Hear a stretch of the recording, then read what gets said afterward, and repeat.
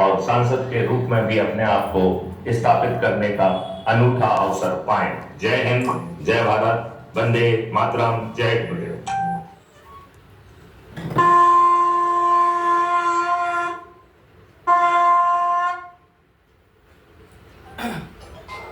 अभी आपने माननीय फॉर्मर डीजीपी मैथिली शरण गुप्ता के विचार सुने। उनका कहना है और विचार है कि हम नागरिक हैं तो हमारे मौलिक कर्तव्य भी हैं और मौलिक अधिकार भी। हम मशीन नहीं हैं, हम जीते जागते प्राणी हैं।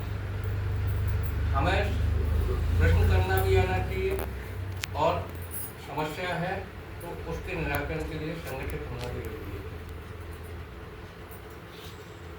इसी क्रम में उन्होंने मेरे को दायित्व दिया है कि आप भी अपने लोगों को जोड़ें और इस व्यवस्था जो अंग्रेजों की बनाई गई व्यवस्था थी भारत में, संविधान भी लगभग कॉपी पेस्ट है, उसके तहत सरकारी कर्मचारी या सरकारी अधिकारी को हमने राजा बना दिया और संविधान कहता है कि जो नागरिक है वो सर्वोपरि है, उसका वोट, उसका चुनना सर्वोपरि। जब हम सांसद चुन सकते हैं, विधायक चुन सकते हैं, तो हम कर्मचारी को नहीं चुन सकते। तो रोस्टर प्रणाली के तहत कर्मचारियों का आकलन करना, उसके बारे में रिपोर्ट करना, उसके बारे में अच्छा बुरा जो भी है उसी मेरिट के आधार पर उसका चुनाव हो, हर व्यवस्था उसके तहत हो और आप अपना प्रतिनिधि जो चुनते हैं वो आप लोगों में से हो। संगठन को बढ़ाने पर जो व्यक्ति जिस स्तर से बढ़ेगा, लोगों को जोड़ेगा, आगे बढ़ेगा,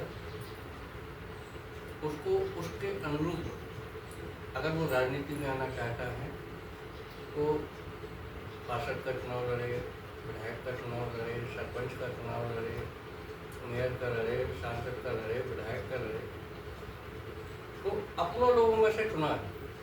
आम व्यक्ति जो इन सब व्यवस्थाओं से एक घिसटता चला जा रहा है, करमुक्त प्रणाली का उनका विजन बहुत अच्छा है।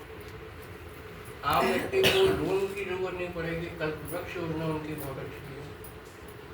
इन सारी व्यवस्थाओं को देखते हुए मेरा उनके साथ काफ़ी लंबे समय से जुड़ाव रहा, बातचीत रही और हम लोगों ने मिलकर के एक क्राइम फ्री भारत मिशन के तहत व्यक्ति को उसके मौलिक अधिकार मिले,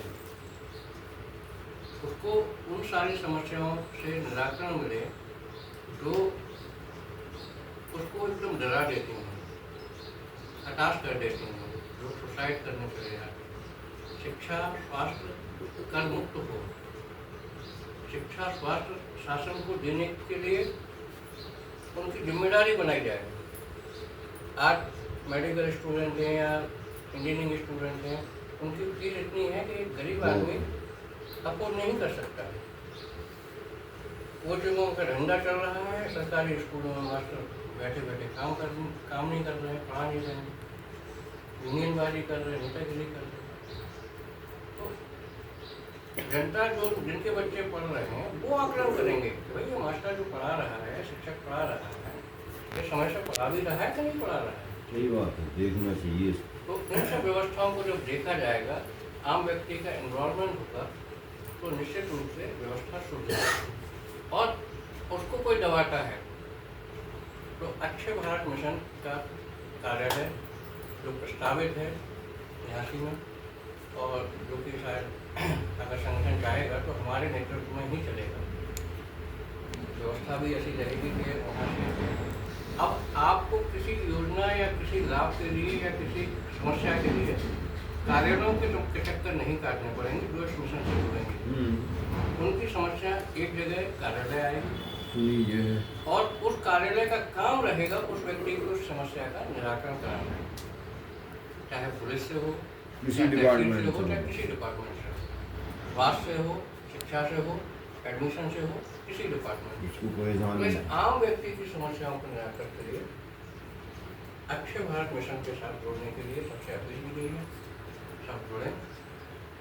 सबके अगर लिए कोई फायदा व्यक्ति है। अगर कोई व्यक्ति सामाजिक सेवा में आना आ रहा है आइए।